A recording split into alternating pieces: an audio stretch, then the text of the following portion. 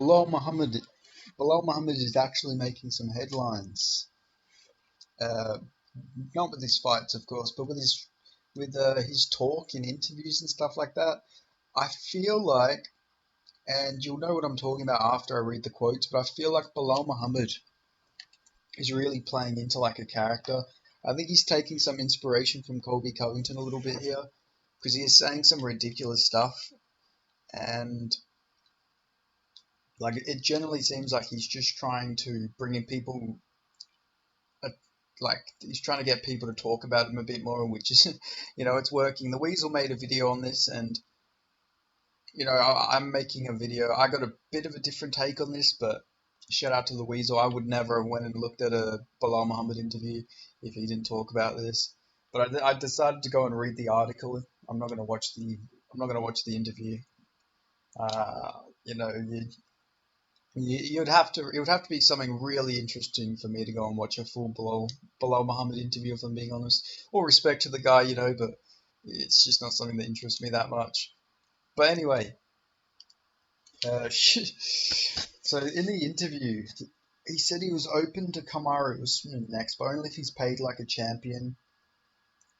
But he said we're throwing stuff at the UFC. Muhammad told MMA Junkie, "I'm willing to fight Sean Strickland at 185. I'm willing to go up there. There's a title fight, so I have a guarantee for a title fight. Also at 170, the only other person that doesn't have a fight is Kamaru Usman. But when I'm looking at it, it doesn't really make sense for me unless I'm getting paid like a champion. Because Usman, I think, is a harder matchup than Colby or Leon, and I'm not going to get nothing for beating him. I'm not going to get a belt for beating him. Fighting Usman, I'm going to have a better resume than Usman. My resume is going to be tied with freaking GSPs and is considered the GOAT of the division. But if I have Usman on my resume, Gilbert Burns, Wonderboy, Luque, undefeated Sean Brady, which I think will pay dividends once Sean Brady comes back and fights, I'm going to be considered the GOAT of the welterweights without even fighting for the belt. So that's that's an interesting take. I don't think You know, call me a casual if you want, but I don't think beating Sean Brady put you up there with GSP, unfortunately. Like the way he said that, the way he worded that was like, shit, he beat Sean Brady. The Sean Brady. He beat Sean Brady. Shit, man. I don't know. GSP never beat no Sean Brady. Did beat John Finch, though. Very, very similar fighter, in my opinion. But yeah, I have to disagree with him being the GOAT, but I do get the point Bilal Muhammad is making. He does have like a top five welterweight resume. Now that would be crazy to say, but you got to factor in there. Gilbert Burns is a really good win, one of Kamaru Usman's best wins. You know, like top five welterweight resumes. You got to have GSP at number one. You got to have Usman at two. I would say Bilal Muhammad has a better welterweight resume than Tyron Woodley, honestly. When you look at it, like they share the Wonder Boy win, they share the Maya win, and then Gilbert Burns beat Tyron Woodley. Bilal Muhammad beat Gilbert Burns. Who else is there to beat? He beat Luque. Luque beat Tyron Woodley. When you look at it all this way, like Bilal Muhammad's arguably got the better resume than Tyron Woodley. I know, obviously, you got to factor in is that prime T Wood in them fights? You don't really know. T Wood always had the same sort of similar style. You could always press him against the fence and then he'd sort of not be able to do anything. Just nobody he fought during his title reign could really replicate that.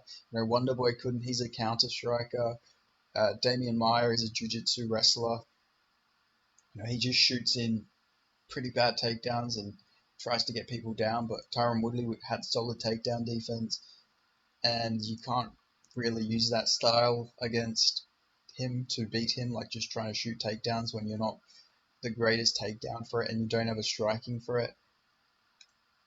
While Kamaru Usman did have that nightmare type matchup, he could strike and he had chain wrestling.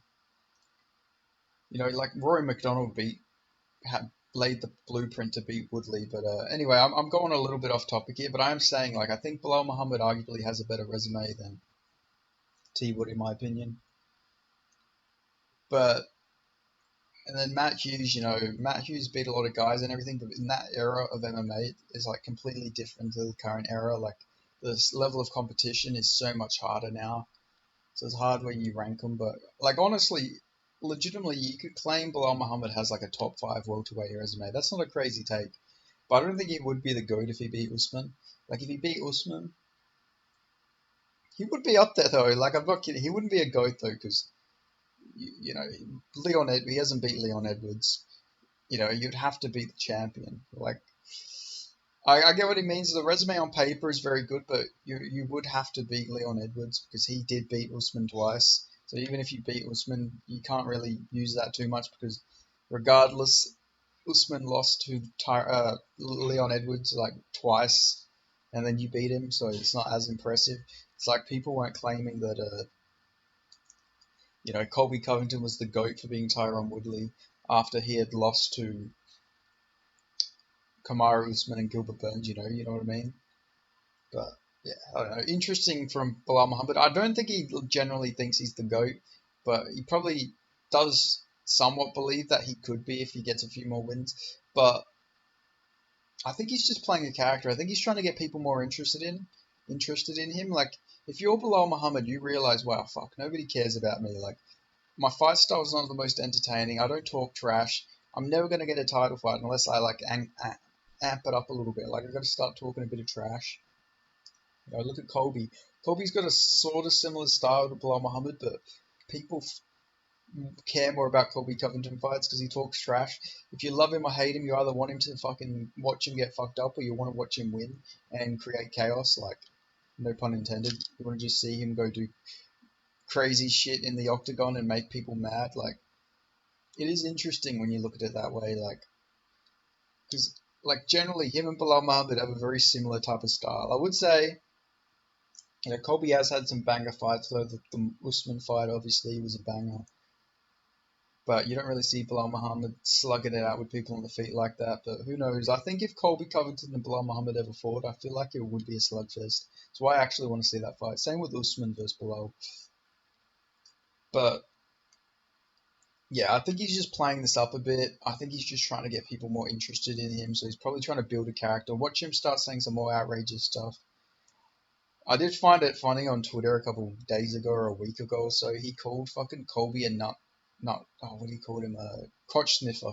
Bilal Muhammad of all people called somebody a crotch sniffer. It was like fucking the pot calling the kettle black. It was funny.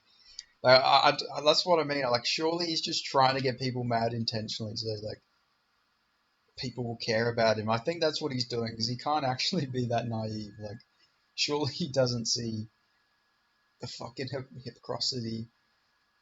Oh my god, the hypocrisy of him, calling someone a crotch sniffer. That's just that's funny as fuck from Bilal Muhammad. But yeah, it'd be interesting. I think he is going to fight Kamaru Usman, whether he likes it or not. He pulled out of that grappling match, but he said that's because he wants to be the backup if Leon or Colby pull out. But I don't think that's going to happen, if I'm being honest. I don't think Dana's going to make him back up. I think Dana is just going to make sure that fucking he fights Kamaru Usman. Dana is going to try anything in his power not to have Bilal Muhammad in a title fight. He knows that Bilal Muhammad is kryptonite to pay-per-view buys. Like generally, he will kill the pay-per-views, and not in a good way. He won't like make the pay-per-views go up. He'll literally destroy the pay-per-views, and they'll start having like fucking dark age flashbacks to like the early 2000s when it comes to the pay-per-view buys. But yeah, I guess that's enough waffling. My final verdict is on this is Bilal Muhammad's just playing a character a little bit. I don't think he generally believes this, but actually, I think there's a little bit of truth to what he's saying. I think he sort of believes it, but at the same time, he's just exaggerating it a little bit so people will hate him a bit more, maybe show him a bit more attention, talk about him like I am right now. He's just trying to get more attention, which is smart. Fighters market themselves a bit better. I think they would have like better chances of getting all the opportunities they want. I know I've mispronounced a few words in this video, but it's been a long day. I've made like 12 videos or something today. But I just wanted to get this video out before I went to bed. But yeah, that's pretty much all I got to say about this. It'd be interesting to see what Belal Muhammad does next. If he doesn't get a title shot, then fucking hell. He might just go fucking full fucking psychopath mode. Like, he might turn into a psycho character. But yeah, that's all I got to say. If you enjoyed this video, make sure you give it a like. Let me know your thoughts in the comments on Belal Muhammad's new character.